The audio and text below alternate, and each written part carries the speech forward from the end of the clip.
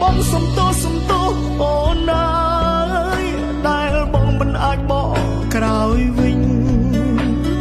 បងសុំទោពិតមែនអូនសំឡាញ់ដែលចាក់ចេញពីអូនឲ្យរស់ក្រំរីងរៃឲ្យបងនឹកអូនម្នាក់ឲ្យបានហើ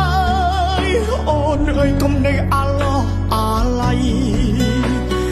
គួរបើកចិត្តទទួលយកអ្នកថ្មីដែលអាចមើលថែស្រីមានក្តីសុខជាងបង